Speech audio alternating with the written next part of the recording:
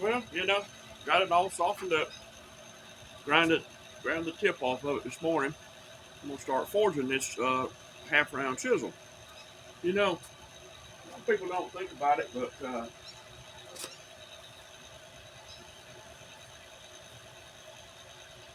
back in the 18th, 19th century, and into the first part of the 20th century, blacksmith was he's probably the second most important person that you needed to have in your community, your town, or whatever. Of course, I think a doctor would probably come first, but the blacksmith did everything. I mean, he fixed the plows, made new plows for them, resurfaced them, made knives, all kinds of kitchen, implements they needed, spatulas, forks, whatever. The blacksmith is made out of steel. He made it for them. Well, they did. Blacksmith was, like I said, that was a good trade, and uh, they were wanted and needed everywhere in this country in the beginning. Settling it out, the West and the South and everywhere. But then along come this company called Sears and Roebuck. That's it. It done them in, man. Had to mail order catalog. Didn't have to have it in your town. Might take a couple of weeks to get it shipped to you, but you get anything you wanted. Couldn't get nothing fixed, I don't think. So the blacksmith, he slowly got phased out. You know, now it's a novelty. But, in the early parts of settling the country, like I said, the blacksmiths, they fixed and made everything. And of course, some of them made guns and gun parts and whatever. But, running my gator, I better get to work. All right, first thing I'm going to do, I'm going to put my bevel on this piece of steel so I don't have to grind it. I will grind it, but I found that a drawn out edge on a knife or whatever is actually better than a ground edge. Something to do with you moving the molecules around and pushing them to one area, making it stronger. I don't know. The hell, like I told you, I ain't no expert at this. It's just something I like to do. But this won't take long, I hope. I'm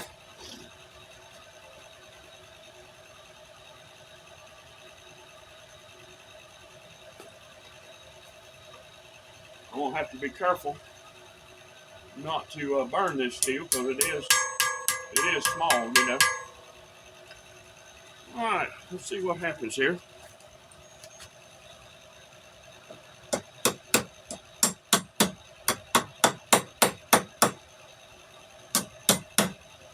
All right, I'm gonna have to get my vise set up and do it in the vise.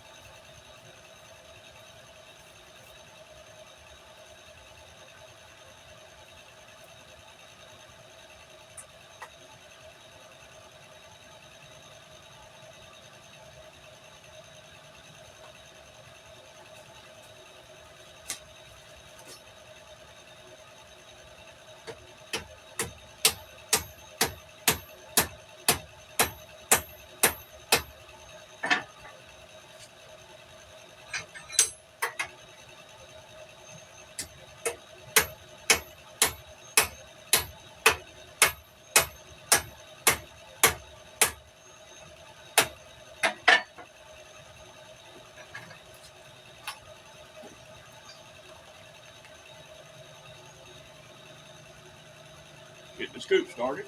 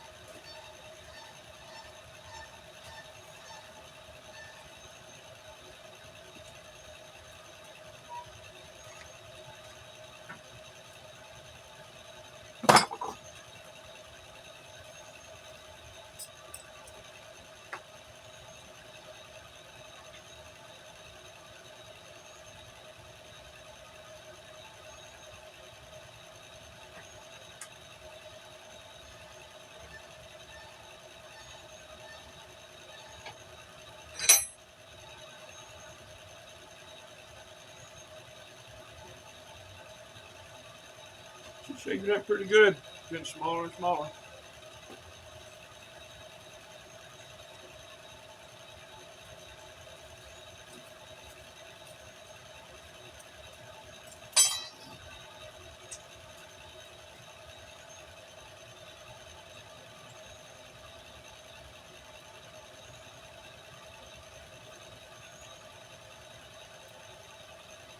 I gotta be quick with this because I want to burn this steel.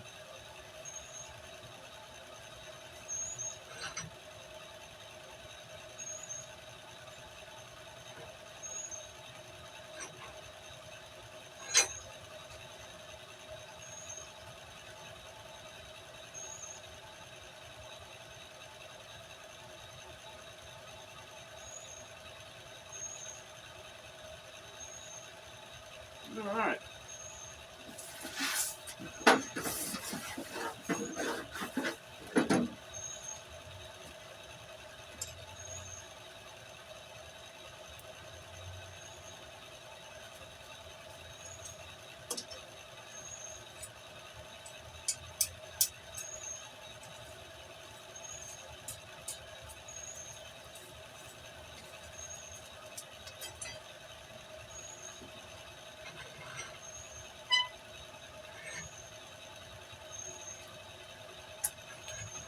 You notice all the little sparks.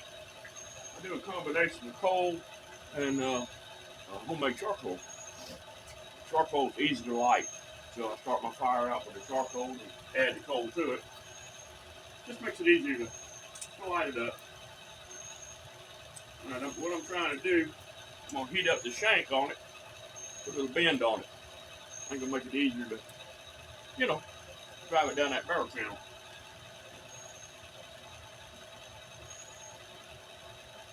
Got a nice piece of black walnut scrap off and cutting out the gun stock. Don't throw nothing away.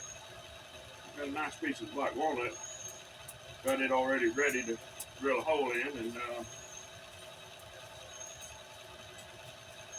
I'll epoxy this chisel down in there for the handle.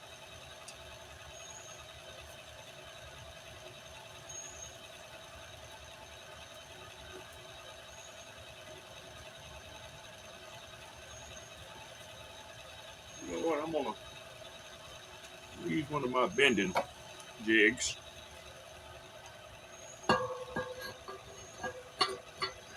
Put that curve in that handle.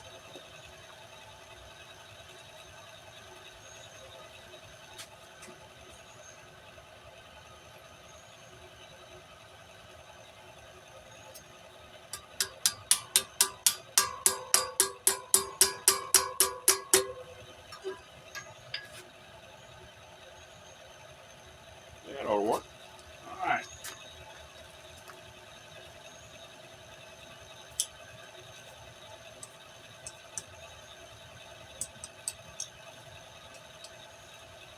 All right, now we're gonna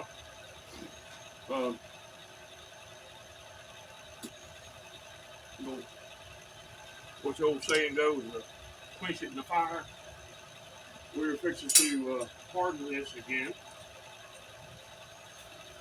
by means of giving it an oil bath. To harden the steel back.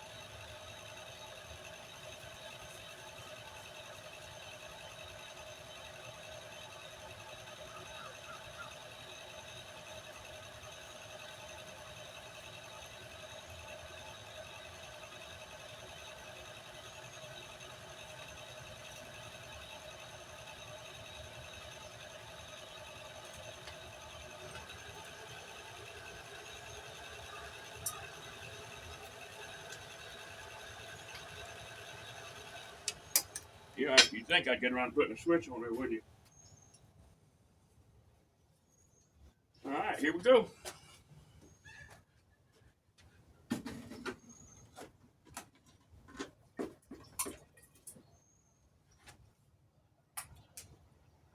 I dropped it.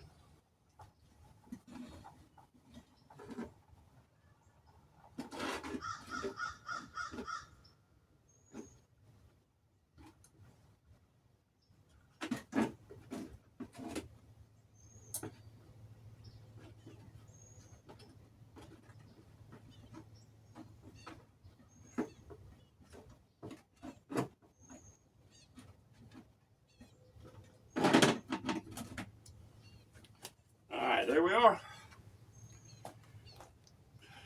Hopefully, when I do some grinding and cleaning up on that, I'll have my chisel that I need. And we'll give it a whirl. All right.